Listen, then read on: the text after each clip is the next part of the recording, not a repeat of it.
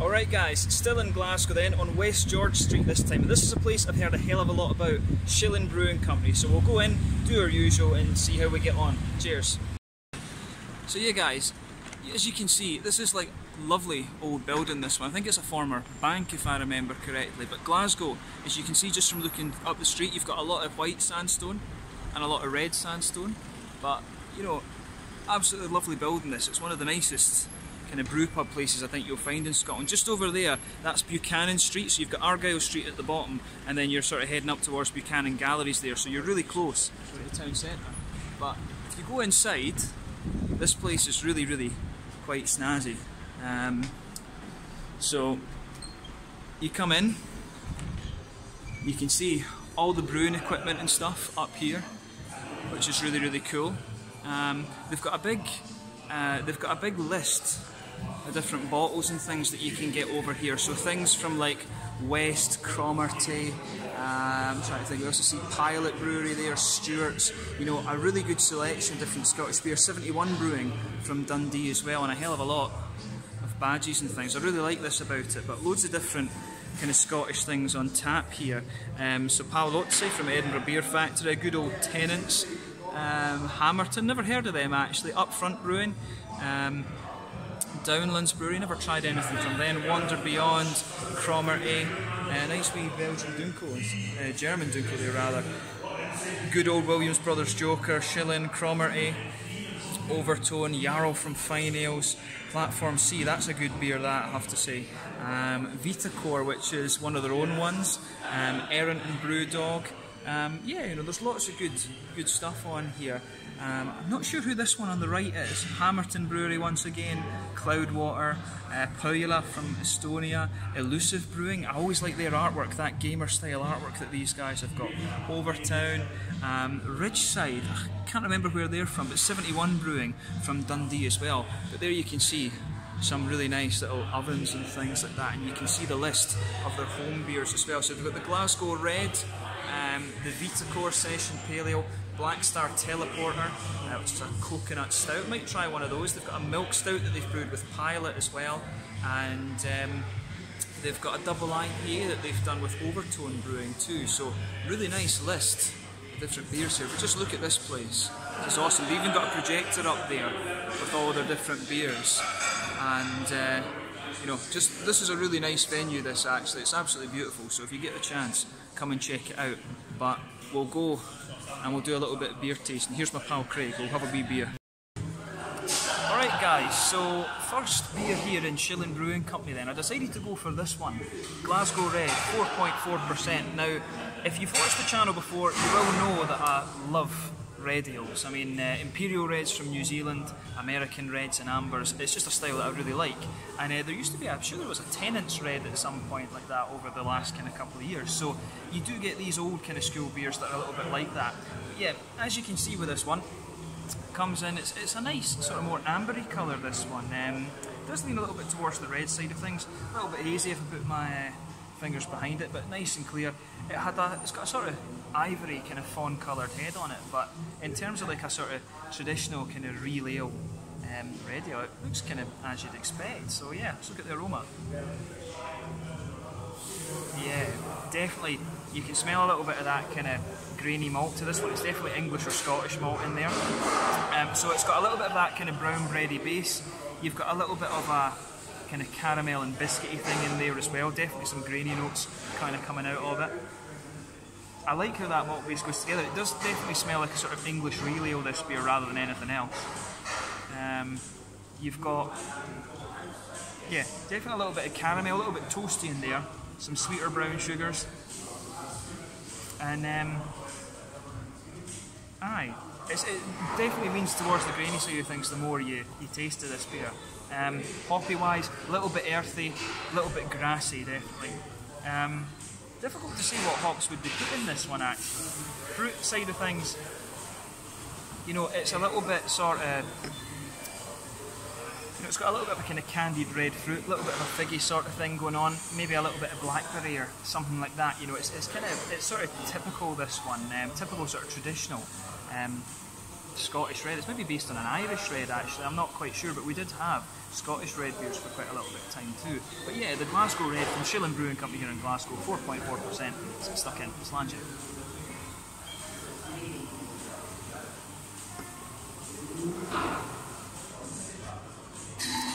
That's pretty good actually. I mean, as a session beer, this is pretty solid. It definitely is more on the lines of these kind of traditional old school type things rather than being, you know, rather than being sort of new and American in style. This is definitely more of a more traditional thing.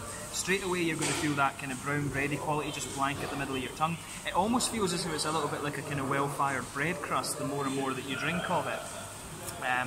So for me, yeah, nice and roasty and toasty, and it dries out the further you go into the aftertaste. A little bit of a sweet caramel in the middle of the palate, but that fades away quite quickly and it's replaced by the roasty toasty side of things for me.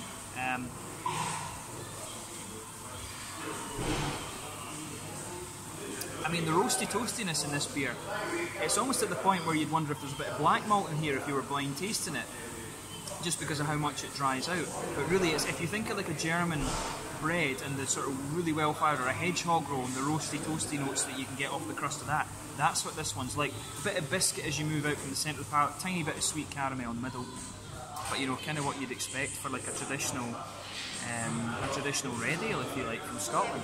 Hoppy side of things, nice bit of earthiness in the back corners of the palate. Pretty sure there's English hops in here, maybe Kent Goldings or something like that. I don't think it's quite ashy enough to be Fugels, although I wouldn't be surprised if it's in there. As you come further forward, a little bit more herbal, a bit floral on the front corners of your palate, and lighter and grassy around the front curve of the tongue.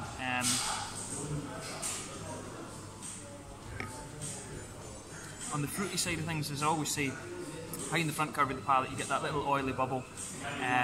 For me, this one, it's quite red and fruity, it's a little bit figgy.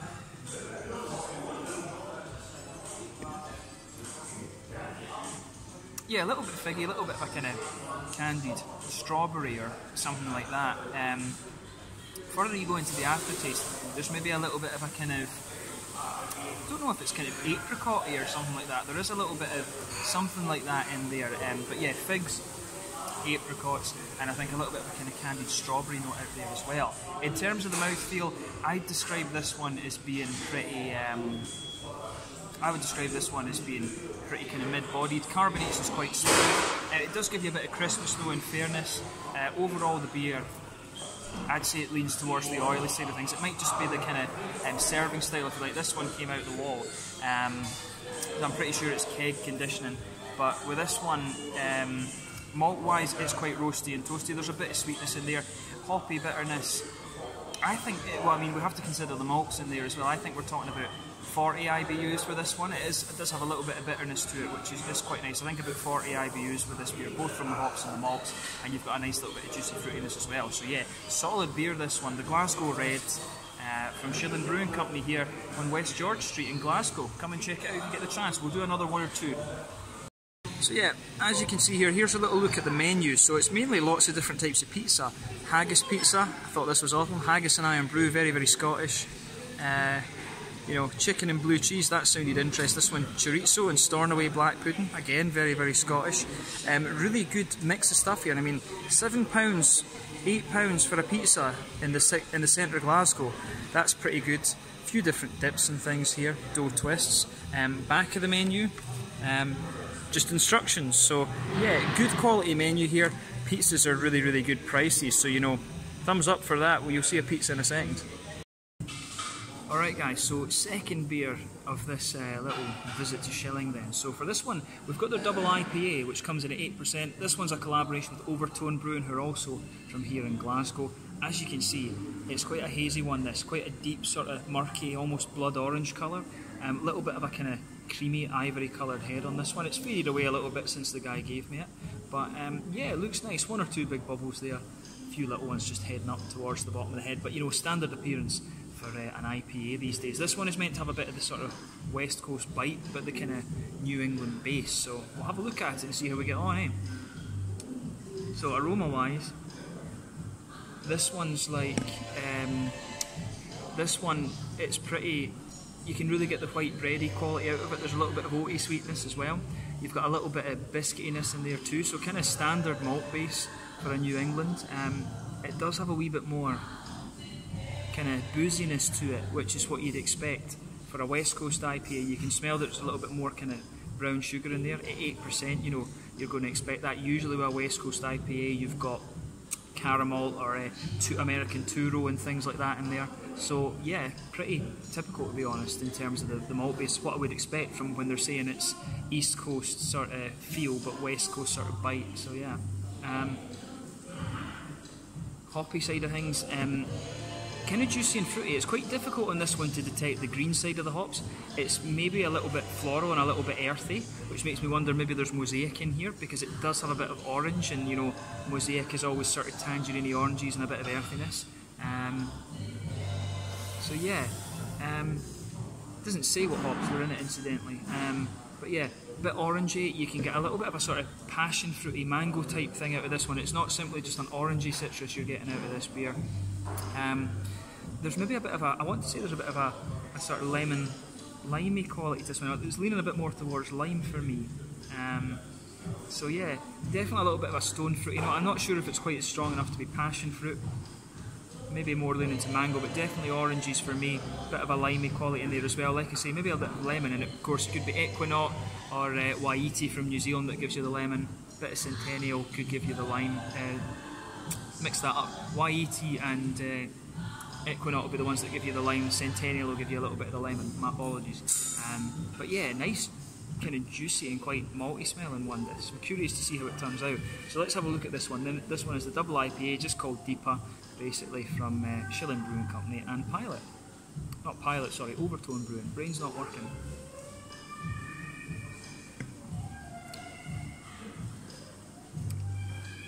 It's interesting that. I mean, it's really got a little bit of that kind of earthy, sort of vegetal kind of thing going on underneath it, which usually that would come from the yeast. Either that, or they could have used a little bit of an organic malt in this. So, middle of your tongue is going to be coated with this sort of vegetal, kind of herbal, earthy type thing, which is, it's unusual that for a New England IPA. I've had a few beers that have done that, and usually, like I say, it's the yeast strain that does that.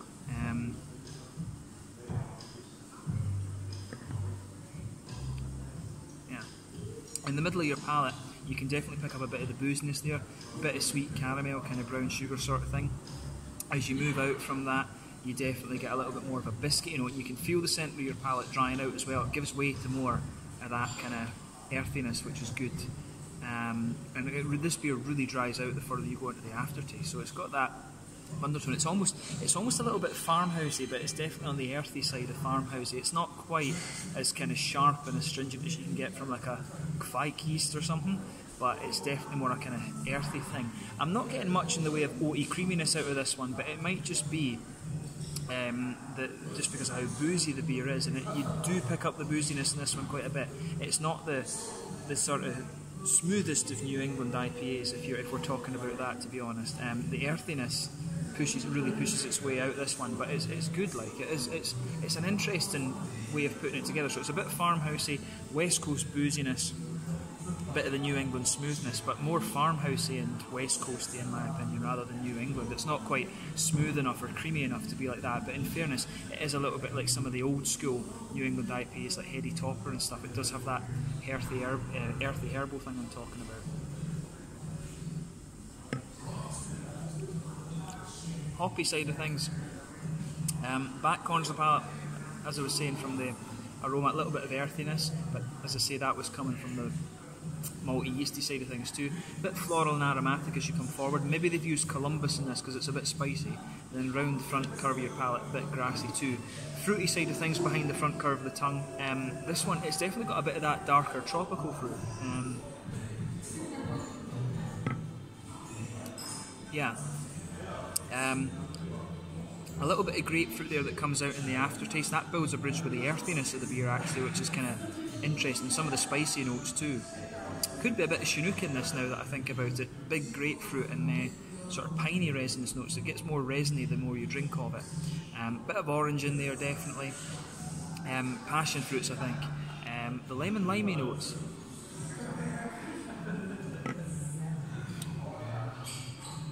lemony notes don't come out that much in this one as they did in the aroma. You can sometimes just get that with beers. But overall, this is quite a sort of earthy, boozy double IPA, a bit farmhousey. Really unusual this actually, but cool to try nonetheless. On the mouthfeel side of things, quite a full-bodied beer this. Carbonation is very smooth. It's got a bit of wetness to the mouthfeel, but it does come across as quite oily.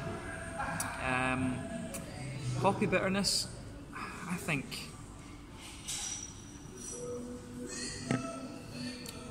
you're only talking about 40 IBUs in this one. So yeah, about 40 IBUs in this beer, about the same as the Glasgow Red that you saw me review a minute ago. And there's a bit of that coming from the malt base as well, in fairness. Bit of juicy fruitiness. Malt base, like I say, not really sweet, quite dry the further you go into the aftertaste. So this is a beer that really does get a little bit dry. So an unusual beer, this one, but it's always cool to try unusual things. So we'll leave it at that for this one. The double IPA, collaboration with Overtone Brewing here in Glasgow at Shilling Brewing on West George Street. We'll do one more and I think that'll be us for this little trip. Cheers. Oh, look at this. Chorizo and black pudding pizza, £7. Nae bad at all. So yeah, come and try the pizzas at least. Alright guys, final beer of this little visit to Shilling then. This one is the Milk Stout, which has chocolate and raspberries in it, and this one is a collaboration that Shilling have done with Pilot Brewing. It comes in at 5.5%. So as you would expect from a stout beer, lovely dark ebony rosewood colour, a little bit of a quarter finger, I'd say, kind of very light mocha coloured head this one. One or two big bubbles visible there, a few little ones going up towards the bottom of that head. Nothing really surprised about this beer in terms of its appearance. On the nose, really very sweet. This one, a lot of lactose in there. You can pick up a little bit of tartness from the raspberries as well. You've got that lovely kind of juicy fruitiness. It's almost a little bit figgy as well. A little bit of a figgy and kind of strawberry note out of this one. Some sweet chocolate in there. It's quite a milky chocolate coming out of this one, but you can pick up a little bit of black malt in there as well. There's a teensy little bit of roastiness just hiding underneath the sweetness of the beer. But milky, lactosey notes in there. I want to say there's a wee bit of a kind of caramelly brown sugar quality to this one as well. But I like this one in terms of the milk stout generally, quite sweet but also quite sharp and tart, so I think this one will be really quite interesting. Hoppy wise, I think maybe a little touch of grassiness in there, a little bit of earthiness, but overall quite a sweet but also quite sharp smelling milk stout, this one. So let's have a taste and see how we get on. This one's the Milk Stout, collaboration between Pilot from Edinburgh and Shilling here in Glasgow. Let's go.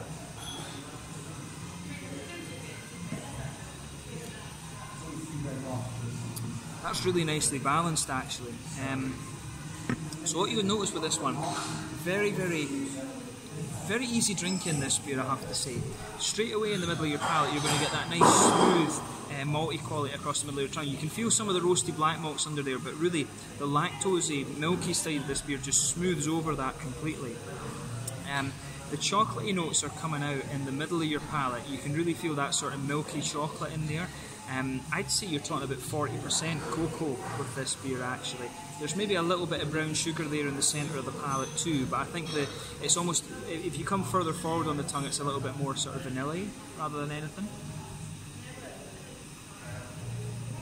When you take the liquid in too, it's a little bit sharp and sort of raspberry-like on the front of your tongue too, and then it smooths out and becomes a little bit more juicy.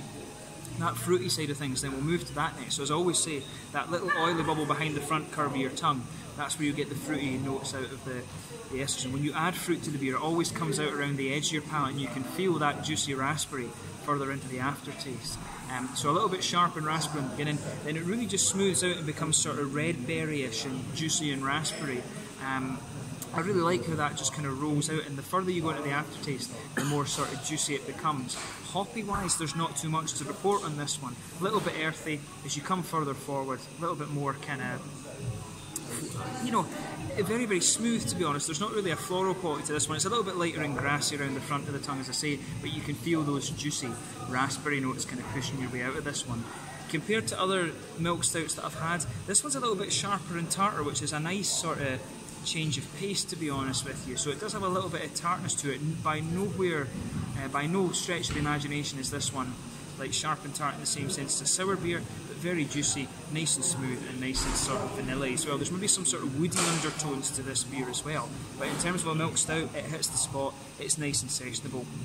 You know, you can't really ask for much more than that.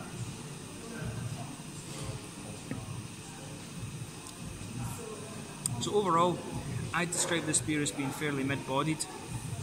Carbonation is very, very smooth in this one. Overall, the beer, it really feels quite smooth. It is a little bit creaminess, but there's a little bit of a kind of oily quality in there. Malt base is quite sweet, definitely quite a sweet and smooth malt base, and this one it gets sweeter the further you go into the aftertaste. Nice juicy fruits, a little bit tart as well, and in terms of hoppy bitterness, I think you're looking minimal for this, probably about 15 IBUs at the most, but a lovely milk stout this one, and I do recommend that you try this if you get the chance. So this is the final beer tasting. We're here at Shilling Brewing Company. Before we leave, I'll do a little final thoughts on my time here, but I hope you've enjoyed this, and I'll catch you in a second. Cheers.